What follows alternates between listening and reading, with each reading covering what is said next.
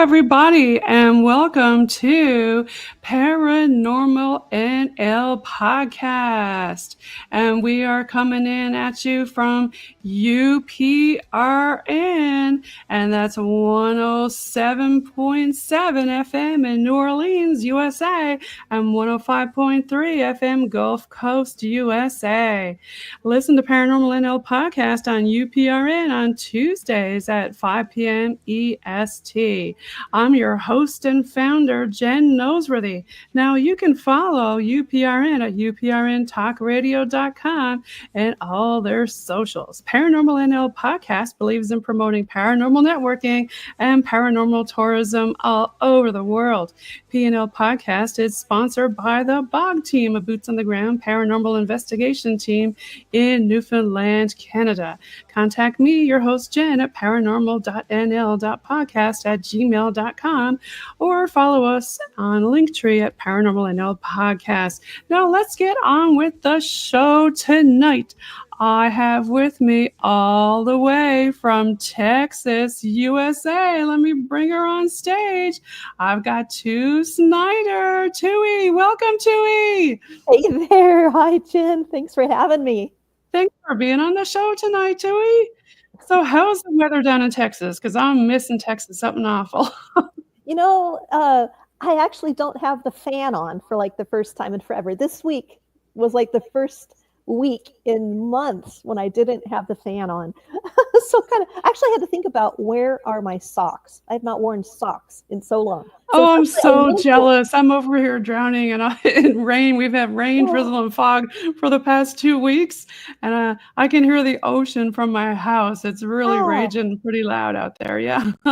So tell us a little bit more about yourself and, how you got into being an author and what you do. Tell us more, too. Well, let's see. I am, like you said, I'm Texas-based, and I'm really lucky. I get to travel a lot, so I'm a Texas-based world traveler, and what I do is I really enjoy visiting historic cemeteries anywhere I happen to be, whether that's Texas or it's Timbuktu, and I take photos and do some research. And I was a travel writer for a while. I was writing for in-flight magazines, and I was writing for more traditional publications about Texas. And they always kind of wanted the usual boring stories, at least to me, because I'm a little more interested in the offbeat and overlooked side to things, as well as the paranormal and, a good cemetery too.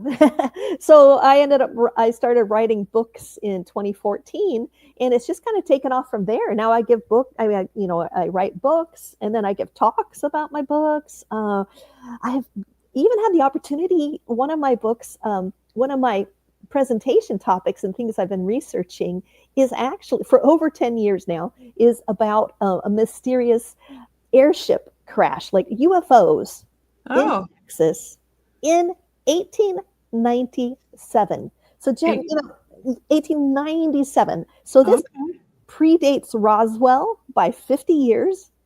And the reason I mention that is because there was a alleged cigar-shaped object crashed about 20 minutes from where I live, in fact. And I was like, someone told me about it, and I thought they were just pulling my leg. And then I started doing all sorts of newspaper archive research in 1897. And it turns out there were hundreds of airship sightings in Texas in 1897. It was actually went across America, but there was a period of time where they were seen in Texas. And so I did all this newspaper research about it. And I ended up speaking at the International UFO Congress about it, which was a blast. Oh, wow. Exciting. I took our friend Teal Gray as my +1 for the event. We have to give a big shout out to Teal Gray. You have to follow her. She's also an author, and she's been on Paranormal NL Podcast now a few times. But yes, big shout out to Teal and her team and the Para Hunters. She's great. Yeah. So anyway, I kind of got off the rails there. I started talking about stuff I do, but that's probably the weirdest cemetery and the weirdest grave I have ever researched. And I have still not released a book on it, but I have some new, believe it or not, new to me evidence that I feel really rounds out what I've dug up. Actually, to me, what I find super fascinating about the 1897 airships is really not even whether it's true or not, or whether it was a quote unquote alien. that they buried there. But the way they described seeing things in the sky in a time when, today we see planes, helicopters, maybe even a drone goes over. My neighbor gets all these drone deliveries. It's so weird. But, get used to seeing machines. But, I mean, if you like, UFOs and stuff like that in Yeah. Texas, I know that in Edinburgh, Texas, where I used to live over there, they have a UFO festival every year, and Noe Torres is involved with it. I know. So I would love to speak there sometime. I haven't spoken there. I spoke in Jefferson once, but Oh, I yeah. have to get you hooked up with Noe. He'll definitely get you hooked up. Now, you've been on a lot of things. I mean, Mhm. your research was featured on numerous outlets like Coast to Coast, AM, ABC, NBC, CBS, and also with, is it TimeOut Travel? Tell me more about some of the stuff and the books that you've written and columns and articles. You got a lot of stuff, and you do a lot of things, and you travel all over the place. Yep, that's a good way to put it. Yes.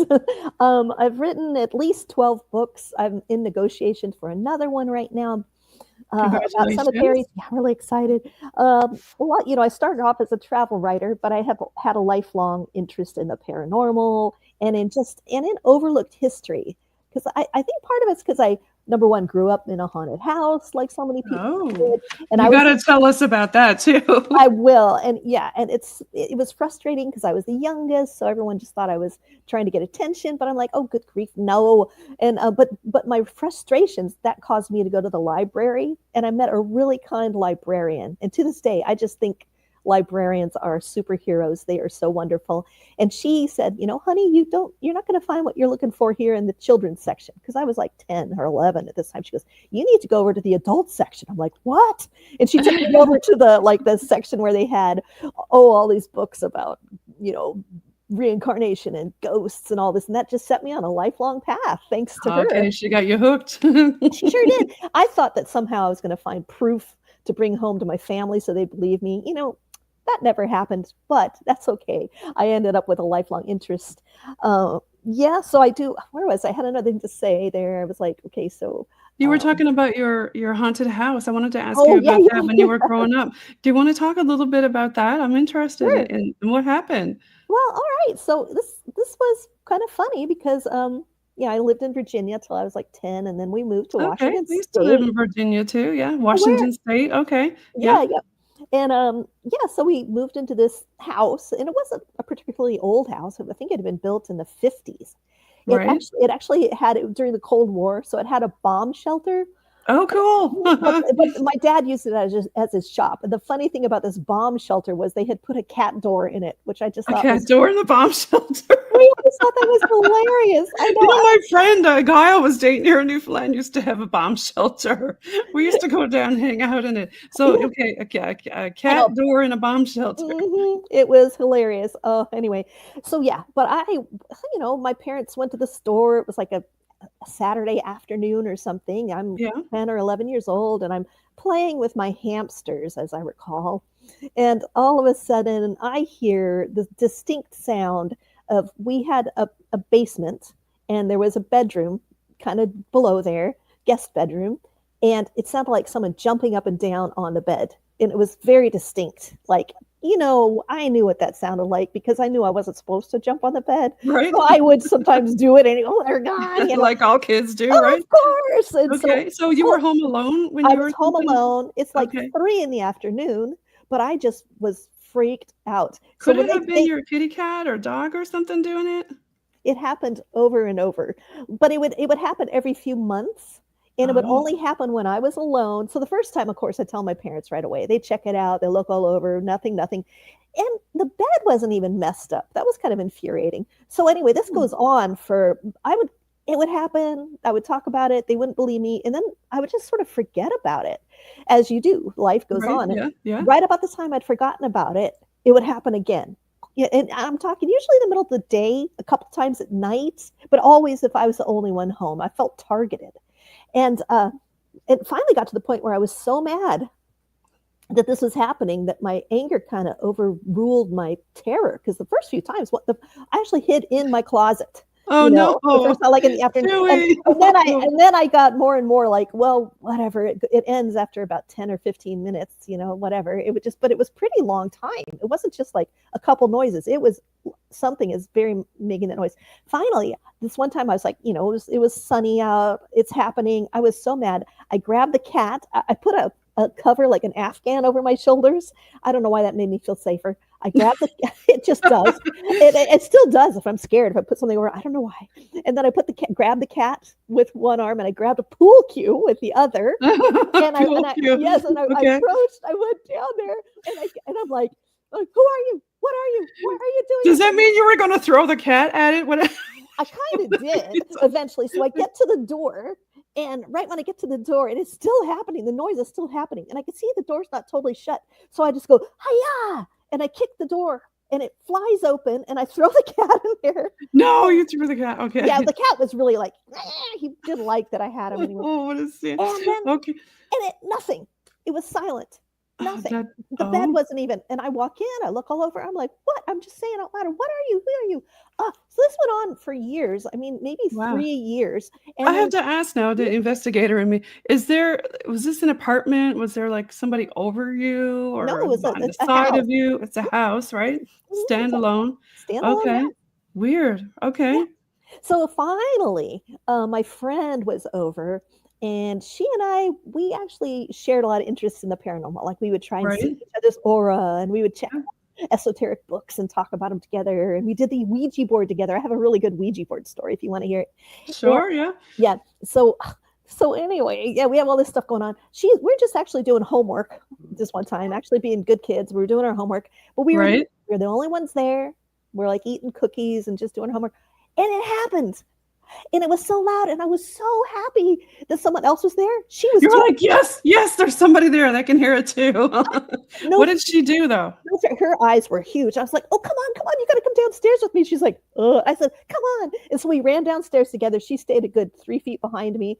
And we got there and I threw the door open and nothing again.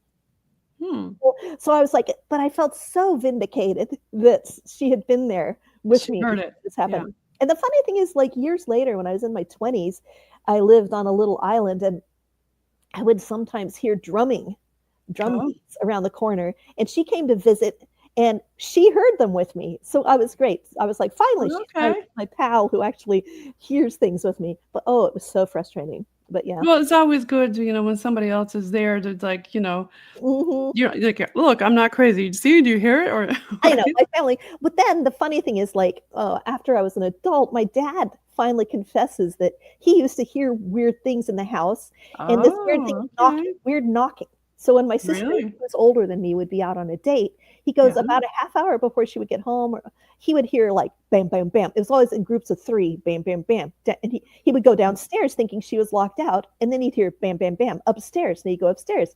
And he would do this a couple times and go back to bed. And then she would show up for sure. And it was, the car would pull up and he'd realize, I don't know what was doing that. So I don't know, kind of a weirdness. But what about your Ouija board? What happened with that? Oh, this is a funny one. I love this story.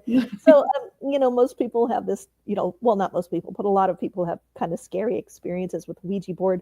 Mine was just strange. It was that same friend I was talking about. Right. We had taken a Ouija board along with us on a Girl Scout camping trip. I think we were about 13 at this point.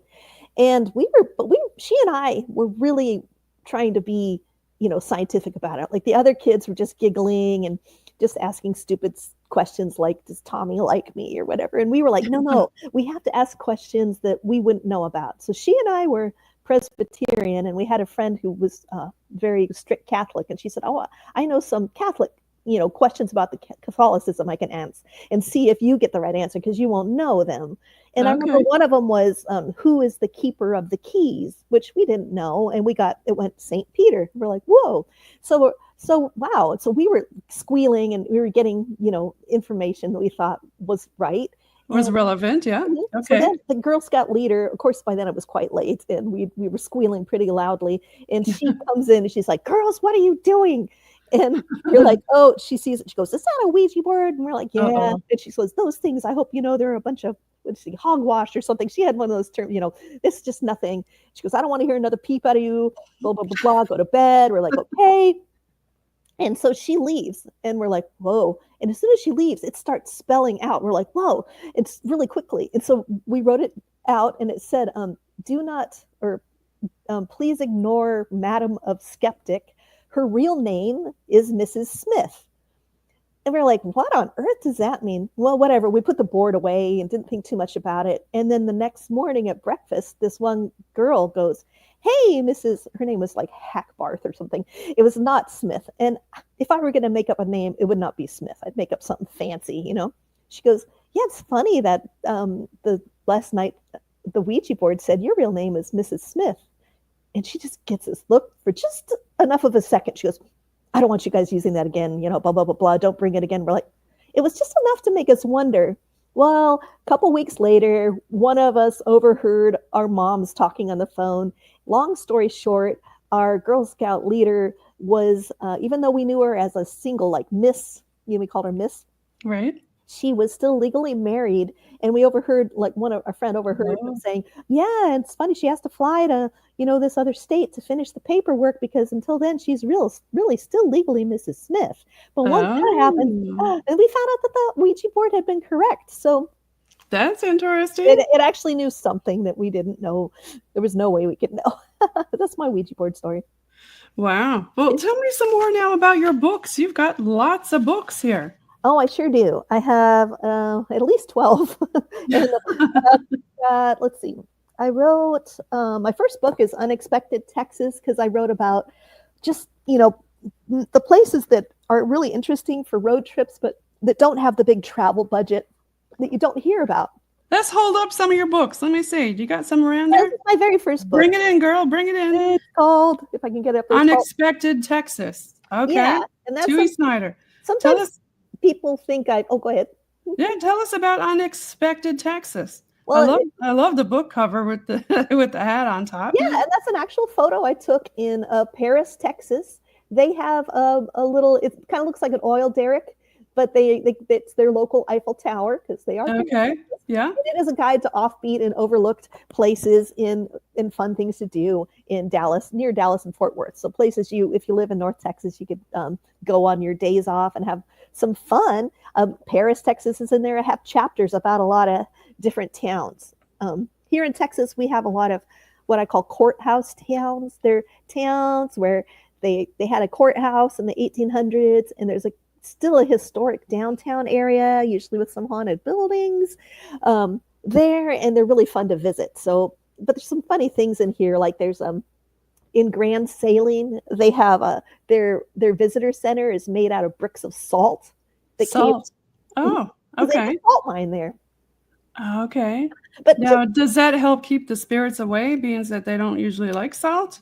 I have no idea. It'd be fun to do a paranormal investigation there. I don't know, but I did. My second book actually was a book. This is this is a author's proof, so it doesn't have that. If you buy it, it won't have that ugly gray band on it. Right, but bring it all the way forward. Yeah, that's Paranormal Texas. Yeah. Yeah. So tell us about Paranormal Texas. Sure. It's a travel guide to haunted places in Dallas and Fort Worth. And so, let's say you've got some ghost hunting equipment and you're like, well, where can I go and investigate? You could look in this book, and I did historic research for all the different places in here. And then I went on paranormal investigations at many of them. I visited at least every single place in here. Right. And you're hunters too, right? Yeah. Mm-hmm, mm-hmm. So do you have a favorite place in that book where you like to go and visit, or that you like to go and investigate? Do you have a favorite? I would have to say Mineral Wells is one of my favorite places. That comes up quite often. A lot of people like Mineral Wells. Tell me why you like Mineral Wells, Texas. Because I just feel like it packs the most paranormal bang for your buck. I mean, okay. I also love Granbury. We can get to Granbury too, but I really love Mineral Wells. It has the Crazy Water Hotel there. Now that's been all fixed up now. Mm-hmm. But in the 1920s, Mineral Wells it's a small town now, but it used to be a real jumping joint. Like everyone from the Three Stooges to Frank Sinatra to Will Rogers to Ronald Reagan to, all these movie stars that you can think of would go there. And then anybody who was sick, you would read, they would go there and stay there to take the waters and see if it was going to heal them of the different illnesses they had. So before penicillin and things came out, it was something you could do. It was very, it was really the happen in place. And so the Crazy Water Hotel actually has a well in the basement. So there's water, one of these mineral wells down there. And that's where they say, a lot of spirit for some reason like water. They hang out around water. What's your take on that? Like you've been all over the world on a lot of different travels. Have you found that? Well, I sure think something must be the case there. Like, because in the Crazy Water Hotel, I mean, when I visit, it's all fixed up and nice, and I would love to go back there now. But at the time I visited it, it was condemned. Oh,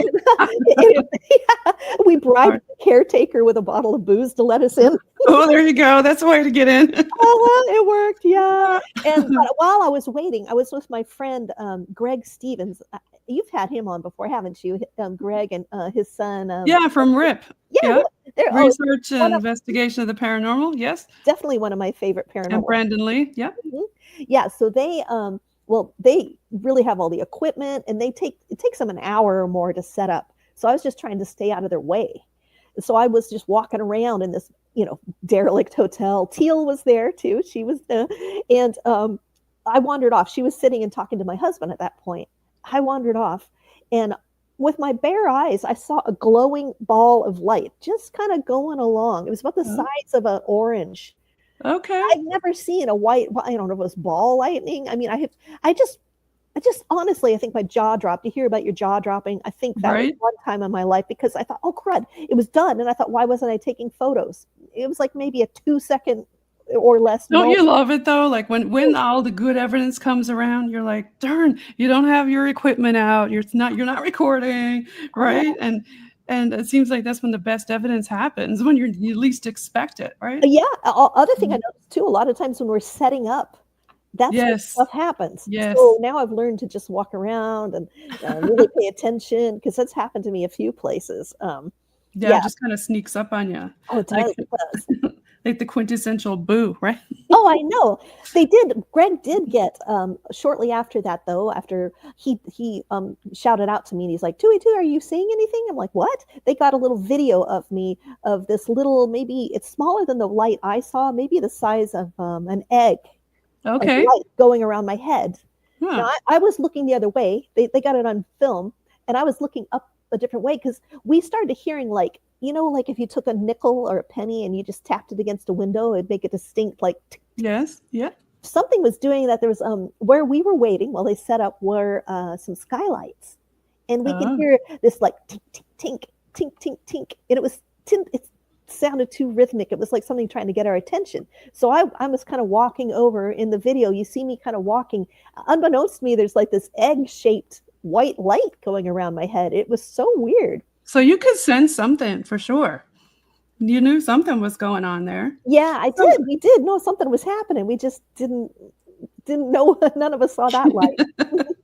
So is there anything special about your research with Paranormal Texas, with that book?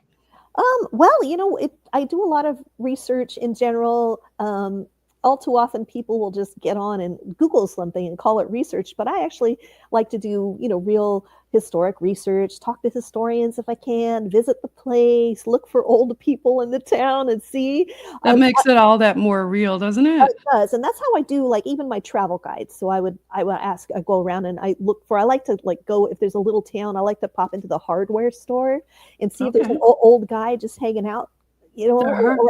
Sometimes old guys will just hang out at the hardware store, and I'm like, and you just strike up a conversation, and these guys could be talkers, or at the local diner. But I like to ask them, my questions, and then ask them, what don't people know about your town, and get that information. So that's a fun way.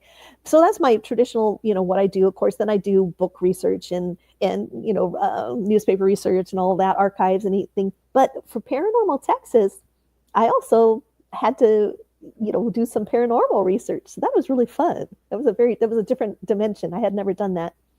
I know with your research, with getting started, I think you had some kind of a funny story you said about how you got started.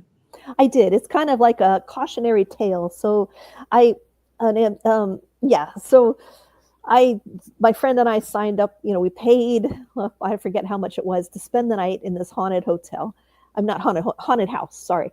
Okay. And I had not thought in advance that anyone can call themselves a paranormal researcher. Anyone can say, I've got a paranormal team. I just naively went, oh, these people have a Facebook page. I guess they're legit. Little did I think about the fact that, I have since met people like Greg from, Texas, Rip, Rip. and other people, Teal, of course, who are really legitimate researchers and but, it's not like even if you want to sell real estate, you have to have some sort of paperwork. There's no test you have to take to become a paranormal researcher, is what I'm getting across here. Right. And Right. I learned this the hard way because my friend and I went, and this house we were at wasn't in the best part of town. And the other people who came along were just there, not so much to do research, but to party. They were like smoking wacky tobacco and drinking a lot of booze and kicking each other and trying to scare each other, doing jump scares all over the place. So they were making so much racket. We were trying to find a quiet place. Then one of them got scared and started crying and said he got scratched, this big guy. And he goes running out. And then one by one, they just all fled, which to us was a relief. But then So the ghost kicked them out because they were too loud? Maybe so. But then the people who were the paranormal team, they ditched us too. So it ended up just being me and my friend alone in this house, which, by that point, we're like, great, now we can actually get something done. And I did get a couple EVPs and we were sitting down. It was kind of neat. But then we hear, a thump on the door. And then we're like, oh, maybe one of them came back. I go to the front door and there's one guy standing there who just reeks of booze, who I'd never seen before. And then behind him, kind of down the steps a little, there's another guy who was like, and he had a hatchet in his hand, from what I could see. What? I know. And he goes, hey, do you girls want a party? What? I'm like, no, I don't think our husband. Yeah, no thanks. Slam the door in his face or something. I tried. I think I said Rocky. I tried to come up with like a manly name. I said, my husband Rocky is upstairs. Hey, Rocky. Rocky is upstairs. Okay, yeah. Think of like a burly name just off the top of my head, and then we shut the door. But then she and I were trying to concentrate, and we kept hearing them shuffling around outside. We going around and around the house. And so we finally, there was only one functional door in this place, which one functional door. Yeah, we couldn't eat. So I forget. Yeah, we made some noise to make them think we'd gone the other way. And then we fled out that one functional door and into her car so fast and just peeled out of there. And we're like, holy moly, that was scarier than any ghost. Oh my. Yeah. So that was my long-winded way of saying, like, if you're gonna go on a ghost hunt with someone that you see their page on Facebook, do a little more research. Do a bit more research. I do research all the time, and I stupidly didn't think to vet the paranormal groups. Duh. So from now on, yes, do that. Now this brings us into your research. So I pulled up, this is on your Patreon, and we're in here before and after headstone preservation. Now, some of the stuff that you talk about is, tell us more about the symbols and things like that you talk about with headstones. Yeah, so if we scroll on here on this, this is. I really like this Masonic one here that you have there. Yeah, that's the compass and square. And so I don't do, let's get clear, I'm not the one who does headstone cleaning, but I love a good makeover. And this person, and the most I do is I carry a whisk broom with me, and I'll just whisk away bird poop or leaves, because you really need to leave headstone cleaning up to the professionals. Professional people need to know what they're doing, and it can be dangerous. Like if you scroll down there, look at that rig he has. That's heavy. The one up above, see that the wood and everything, lifting those rocks, you can really damage yourself. I mean, you got to be careful in a cemetery. So, but this person contacted me through my newsletter, and so I asked my newsletter readers, this person cleans. David Dewberry is his name, and he is in Alabama and that area, and he this is what he does. This is his profession. So I said, what should I ask him? What questions do you have? And I think 10 people responded with different questions they had, and this was the result. So there's a 2-part thing. So this one talks about the marital handshake that's on there. You can see two hands. Mm-hmm. One is feminine and one is male. That means it's a marital handshake. And with this one, the broken rose is a symbol fully bloomed roses mean adult woman, and the broken stalk express that her life was cut short. I didn't know this about the Oh symbolism. yeah, especially with the plants. So if the fully blossomed roses are usually associated with women. I mean, not always, but usually.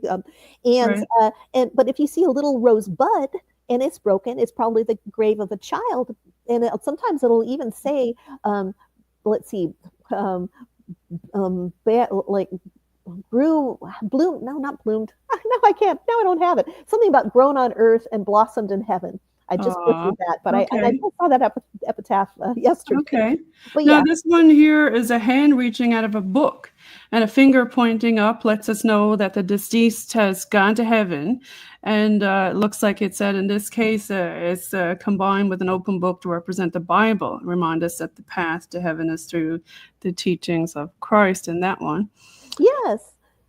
And the fraternal handshake, do you want to talk about that? Well, it's another handshake. So when you see a handshake, you need to look at the clothing. So are they? Do they? Is it like we were saying before? You can tell it means they're married if you have um, like a masculine clothing, a cuff, and female cuff on their clothing. It's hard to describe. But this one, if they have the same kind of clothing on, it's probably God welcoming them to heaven, or maybe a family member welcoming them to heaven. Okay. And this one here, this one talks about ancient Egypt. Now, talk about this one. What's the significance of seeing this so often in the older cemeteries? Yeah, well, so it did. The obelisk did originate as an ancient Egyptian symbol, and in fact, I just wrote a big long article about it a couple months ago for American Cemetery and Cremation. But without getting too bogged down, our founding fathers in America looked to the past, and the ancient Greeks and Romans were using the obelisk, and Yes. basically, it stands for the connection between heaven and earth. So the sun rays would hit the top of the pointy part of the obelisk, and then the bottom, the base there, that represents the connection to earth. So Christians have adopted it, that symbol, and so it is really, nowadays it can be considered a Christian symbol. Sometimes people get frightened because they find out the origin of a symbol goes back to maybe ancient Egypt or something, and they think, oh no, what does that mean? I thought my grandpa was a Methodist or something like that. You're like, yeah, but we borrow symbols all the time, Right. I and think so Christians use that one to symbolize resurrection, as well as the connection between the Heavenly Father and the earth. And then we've got another one here. This one looks like, yeah, the compass and square, the mhm. Masons. Do you want to talk about that one? Yeah, that one's a pretty common fraternal Mhm. organization you'll come across as the compass and the square. And in the middle, you will see, well, and those are both carpentry tools and they have symbolic meanings for leading a moral and just life. And then in the middle, sometimes you'll see the letter G, and that stands for with the Greek word gnosis, which means knowledge. It stands for generations, and it stands for God, the grand architect, because there's a lot of architectural metaphors that the Masons use in their teachings. Indeed, there are a lot. I'm sure you found that along your travels with the Masons. There is a lot of symbolism. Yeah. Now, this one is a book and cloth. I'll scroll up so you can see Oh, it. okay. Yeah. A lot of times you will see draped cloth. And in this case, the book probably stands for the book of a person's life. And then the cloth coming over it stands for the veil between life and death. So that's the end of their life. That's the final page of their life. So yeah, Okay. it is very interesting. Yeah, you can see it up there on the top. Interesting. Hmm. Hmm. Yeah, Yeah, symbols yeah. symbols all make sense once you learn about them. At first, it seems strange, but the more you realize, oh yeah, they're just being a poetic way of looking at life. It's just a metaphor for things. It's kind of I find them really fascinating. Now you've got a lot of other different things. I guess we can go. You were recently over in Italy, correct? Yeah. Oh yeah, this was so fun. Yeah. Let me go ahead and pull I that was up. I was hired. Yeah, well, you get it up. I'll explain how I got there. Once again, it was through my newsletter, which is the best way to keep up with me. You could just go to my website or whatever, sign up. But and this woman she does art tours, and she lives in Italy. She's an artist, and she invites groups of up to 12 people. She keeps them small, 12 and under. It was the group size, and then she does these 10-day tours through Italy, and they to see different things. And she was fascinated by symbols and cemetery symbolism. So she invited me to come along and explain the symbols in architecture and things that we would be experiencing in Italy for 10 days. And I asked, could I bring my husband? And she said, sure. And so she put us up. I felt very spoiled. We had a private driver who took us around. We got to see Milan, Genoa, Florence, you know, Nice. Now in this picture here, was this at the airport, this weird looking one? No, that one is a drain spout in Milan. We went to the cathedral Oh, there, and in the cathedral there, we saw a crypt down below. They had an uncorrupted saint. We saw an ossuary. I think I have a picture of the ossuary. That's me on top. We went up to the elevator and went to the roof of so we could look around. It's a Gothic cathedral, so all those structures, so nice many. architecture. Now I this is know. scary looking. What's this all about? Yes, that was amazing. It was very hard to get photos because the light was so low in there, and I didn't want to use a flash. But it was an ossuary, which in Milan, where they had taken sometimes in the old days when they would run out of room in a cemetery, they would dig up the bodies and all the skeletons and then just stack them. And this guy got an idea, or some monk got an idea of making designs. So he had patterns and designs. I have other pictures of it more than this. Is a close up though, because I was just staring at the skull. And they made a little chapel that's just full of bones, and all the designs in there are bones. Kind of spooky, right? And do you know if anybody ever like went in there and did investigations? I mean, No, you we think won't about all allow it. these Very bodies and people like on mm-hmm. top of each other. You'd think you'd have an astronomical amount of activity. Did Yeah.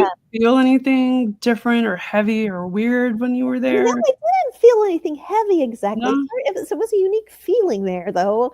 I would Okay. like to go back. It was very, very still. Felt very holy. It was in a church, and it felt Oh, very okay.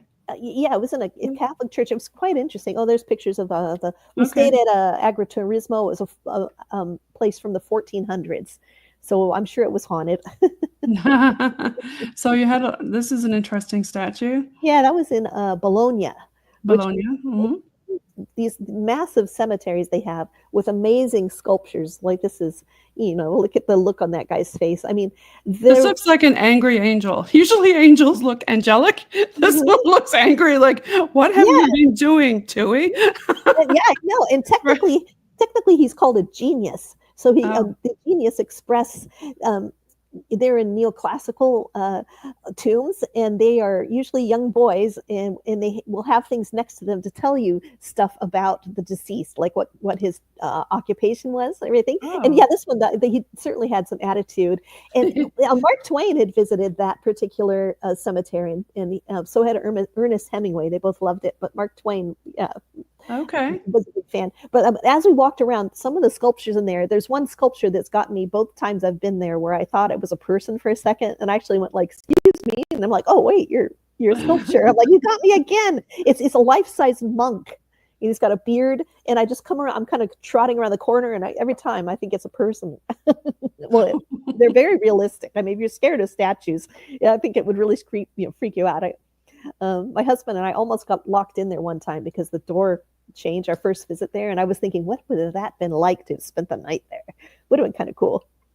I'm gonna pull up your main website now, Okay, Tui Snider, and, so this is where you land when you go there, and then you've got your cemetery newsletter and your books. Let's, go in and look at your books because I know you've got sure. a lot of them, and, there's a whole bunch of them there. Scroll down for details. So let's get some pictures of your books here. If I click on them, will I be able to see? Can't remember now when I made the page. I think I just made it Oh, there so. we go. Oh no. There's a couple of them that we were looking at, right? Oh yeah, yeah. And I've got like I have another book that's 6 it's Feet Under yeah, 6 Texas, feet under Graveyard Texas. That's a lot Journal, of fun. grave goods, all kinds of grave stuff. What got you fascinated with the graves, Tui? Oh, well, I mean, I always like to say my origin story goes back to when I was 9 years old, and a man tried to kidnap my friend and I, and we escaped by running through the graveyard. And the only reason we played in the graveyard so much when I was a kid, because which is not a good thing to do really, because we were running around, but we had assessed it. We knew where the dangerous bits and places were and where you might trip. So yeah, And then, as a teenager, some friends and I used to go and, have picnics or read books in the cemetery. I didn't know that was a thing, like that it just was Well, a private place, a right? lot of people find cemeteries comforting to go and hang out at and things like that and are not scary. But for Mm, some reasons, when you go at night, it's just depending on what cemetery is, it's just a shift. Have you yeah, been in many cemeteries at night and investigating? not too often. A couple I have. Most of the time I'm there in the day. I always abide by whatever the signage says, and I only will do an investigation at one if, like, if it says it closes at sunset. I won't do an investigation there unless I get permission from them, which it's surprising to people. Actually, quite often, if you ask nicely and they think you're mature, they will say yes. So I always tell paranormal investigators not to break the rules and sneak in. I know how to sneak into a few cemeteries. Well, you do cemetery tours, don't you? I do. That's what, yeah, I do. Here in Texas, I do them, which is a lot of fun. But I do them during the day because I want to show people things. I don't want them tripping and falling, and it's easy, and easy enough to trip and fall during the day. I mean, I have done a couple at night, just because the event I was at didn't end until the evening. But it's hard to point things out. But I have done. I did go in Granbury once. I attended a séance that they had in this gazebo, like at a grave site, and it was pretty cool. The things that were coming through there. That was a lot of fun. Now, I know you mentioned a little bit about urban legends. Are there any ones in Texas that you want to talk about?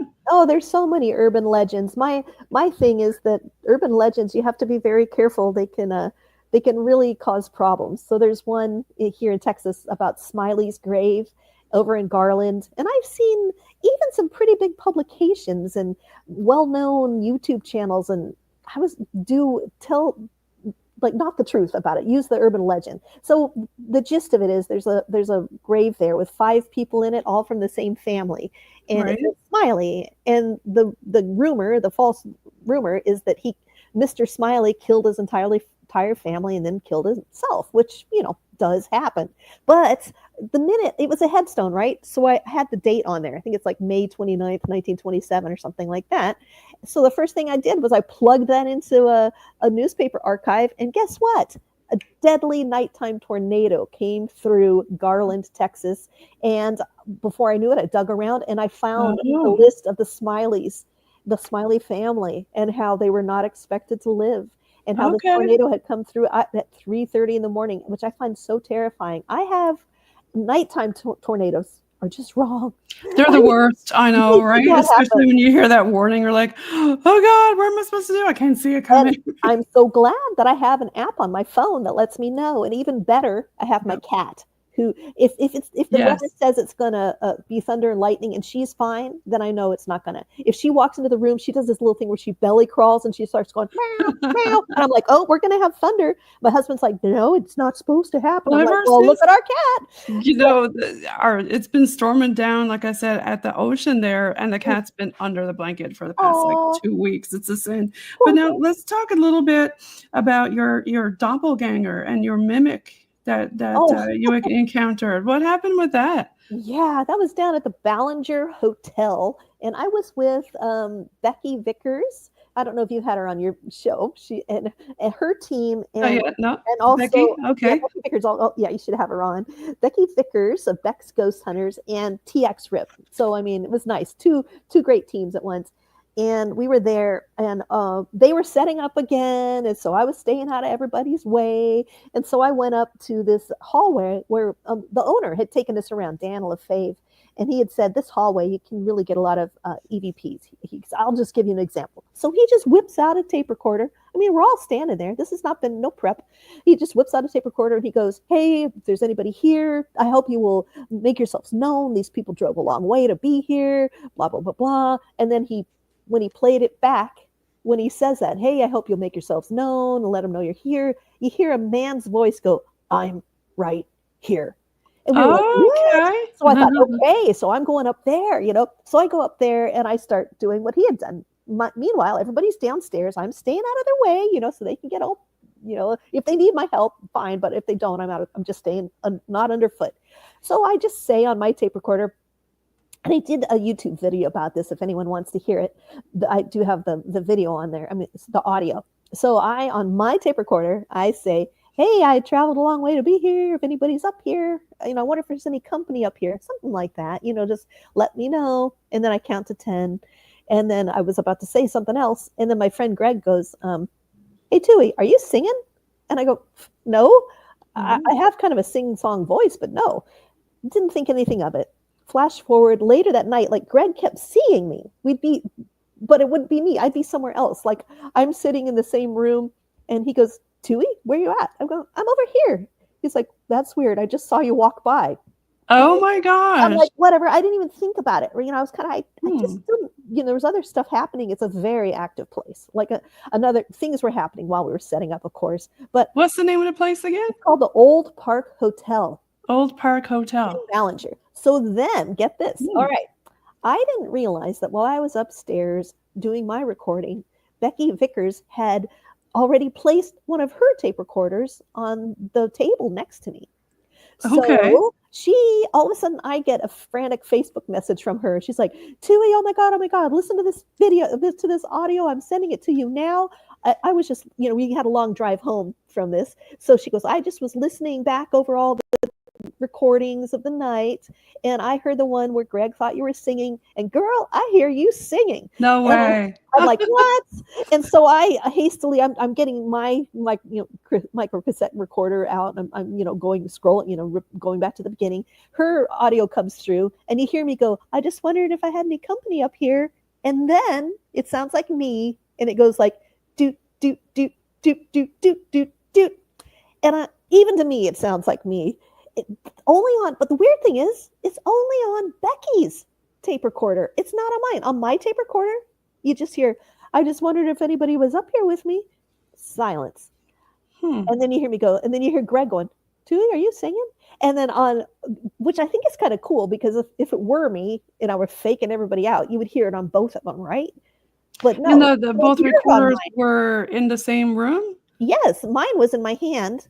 Becky's was on the table next to me, and I didn't even know it was there because I was just trying to stay out of their way. I thought, So that was one of the weirder things I'd had happen. It was kind of fun. Yeah, that's pretty cool. I love it when stuff like that happens unexpectedly. I know, I just felt like play back your recorder and you get a really good EVP. Or even, do you find that a lot of your EVPs are on like unexpected devices like trail cams and stuff like that? Oh, I don't know. I haven't done one on a trail cam, but yeah, I mean, they can just appear, things just happen when you don't expect them to. Right, the least time that you expected, like when you're setting up, like you said, or breaking down and stuff like that. And you get all these weird Class A's. I'm like, what? Where did that come from? Oh, right? I wish we had one going downstairs when they were setting up, because they were like, we heard someone walk in, slam the door, which locks from the outside, because we all locked ourselves out, right? So anyway, we were like being very careful. So yeah, someone walks in and we hear him going, Alan, like calling out pretty loudly, like, Tui, can you go see who that is? I go trotting downstairs, I go running into the room, and I quickly realize nobody's here. So I stick my head out and I look up and down the street, but nobody's there either. We heard them walking inside the house anyway. So yeah, we realized, wow, this thing it started already.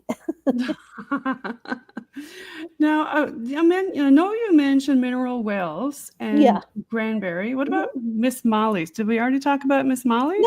No, Miss Molly's is a good one too. Oh yeah. Miss Molly's is an old hotel down in Fort Worth in the Stockyards area, which is the area, they used to call it Hell's Half Acre.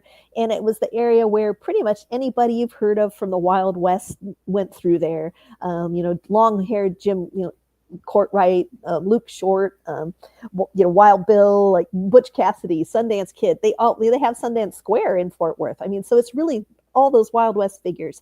And this hotel is just so haunted. I've been there several times. Actually, when I was on Coast to Coast AM the first time, I called in from there, which was a lot of fun. And shout out to George, right? And all of his team. And he knew Miss Molly's right off the bat. I told him I was calling, and he was all excited about it. Yeah. So, and the funny thing was, after I hung up talking to him, I had some phantom like cigar smoke in this one area. But the Mm. weirdest thing I've had happen there was I was on a ghost hunt again with Greg Stevens, of course, and Becky Vickers, and it was that time of night where we put all the equipment away. A lot of people have gone to bed. It's just the last of us like eating cookies and just we're tired, but we're wired. So I couldn't quite go to bed. Everyone else was all That's what it usually is after an investigation, right? I was just so tired. Of course, we'd had a tornado warning. Oh We were just no. all, I know it was crazy. We were just like, but we were all, oh my gosh, so too tired to get up and go to sleep, basically. And Right. all of a sudden, we look over and one of the doors, because it's a hotel, so when you go in and shut your door, it locks. And so the door was locked, and this woman's teenage daughter had gone to bed. And all of a sudden, we all just glance over there, and the door starts jiggling, jiggling. And she goes, "Oh, maybe she's getting up." The door opens, completely opens about 4 inches, and then just kind of shuts, but not all the way.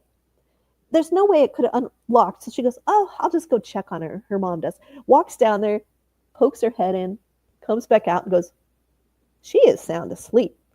She did not do that. So that was just a really of course, none of us caught that on video or anything because we were done. So it's another time when things Right. happen. Yeah. Like when you're all done and packing up, stuff happens, right? Oh, that is so frustrating.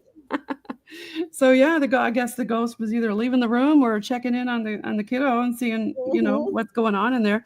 So what about understanding cemetery symbols or symbols? Is there Oh, yeah. anything any tips or things that you want to give people? Sure. That is my most popular book of all, actually. I sold more copies of that than any of the other ones, which who knew?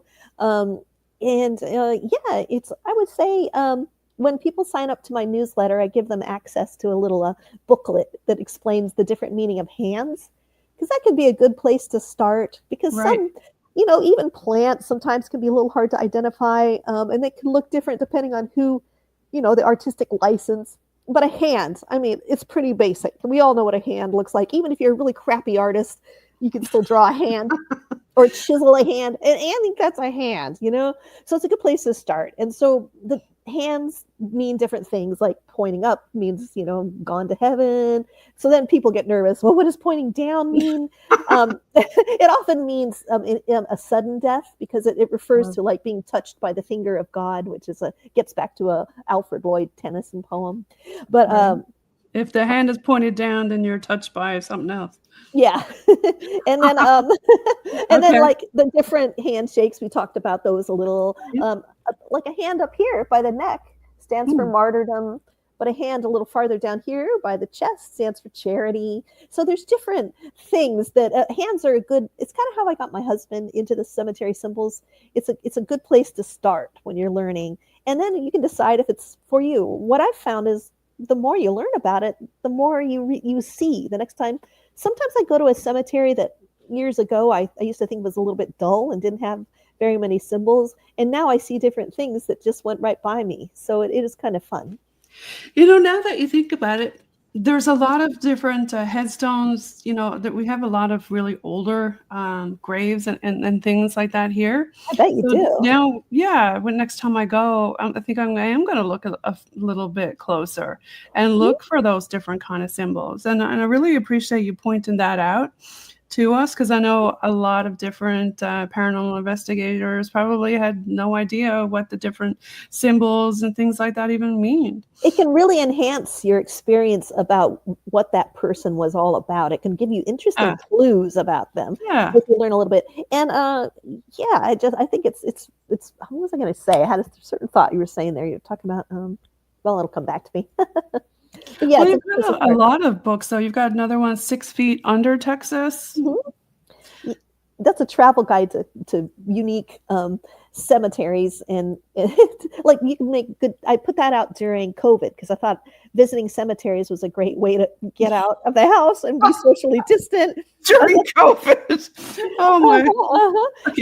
But I put in really quirky things, like there's a guy who he had a phone line installed to his mausoleum for 3 days after he died, and he would joke, because I want to be able to call you all from hell. But he and Well, a lot of people didn't the people used to put, like, bells and stuff stuff in their grave because they were afraid, they would bury you alive, and then they wanted to be able to ring the bell if they were Well, down there. yeah, I've seen patents for different kinds of coffins like that. I've seen Right. patents for exploding ones too, because they were afraid that someone was going to dig them up and use their body. And people used to really, Exploding ones. yes. Booby trapped. Oh my I wonder gosh. how many. I know. I wonder Okay. how many times they went off by mistake, or how many of those who ever. I haven't heard too much about that though. You think we would have heard if that were the case? But can you imagine? Sometimes people in the day, if I have stories of people who would have a leg amputated or an arm amputated, and they would bury that separate with its own little headstone, because Really? because they thought that when Judgment Day came, they thought they really needed all their parts, and so it was very different. Okay. Interesting. Yeah. Now, being that I worked in the operation room, I've done Oh, lots of amputations and stuff, and, well, and now you bring it off to the lab or whatever, not thinking about, "Oh, I wonder, do they want this to, bury it somewhere?" But I've never had a patient ask that before. I I'm so glad to ask you that. I've been wanting to ask a health professional that, because I was thinking, you know what? Nowadays, I mean, my dad had to have his leg amputated, and he wasn't. I was thinking, because I read about so many of these people having their legs amputated, and then in the old days, and then paying to have a nice headstone for it and a burial. It's like, does anyone do that anymore? No. I mean, we I've think of it never as a had medical anybody thing. ask for that before, I, but it's and then yeah, you got another book, American Cemetery and Cremation. Oh, that's the magazine I write for every month. I write a article about the meaning of cemetery symbols, different ones. So, Yeah. So like, I'm you got working on one for Valentine's Day right now because it's a couple months out, and I got one for Christmas coming out. That's pretty fun. now, didn't the place you were at in Italy, they recently hired you for cemetery symbolism guide? Yes, so they hired me to be their symbolism guide in September, and it went so well that they want me back for next year. And we're actually going to start the tour on Halloween in Rome. So we'll be there for All Saints Day and All Souls Day too, in the Oh, wow. cemeteries there. So we'll see. They do big celebrations, very different. I mean, here in Yes. Texas, we do all sorts of things like Dia de los Muertos that we just Yes. went to, which Mm, was really great. There were some really wonderful events, like in Oakland Cemetery in Dallas. yeah. But next year I'll be with the Italians, doing it Italian style. So, folks, we're watching right now on pre-recorded. We're on UPRN, and we're on 97.7 FM, and we're also on paranormal.nl.podcast@gmail.com. You can follow Tui Snider at tuisnider.com, and don't forget to follow again UPRN, and I'm going to give another station ID out because I think I screwed up that one earlier. I think I would have it all memorized by now, right, Tui? That's a lot. Oh boy. United Public Radio Network, 107.7 FM, New Orleans, USA, and 105.3 FM, Gulf Coast, USA.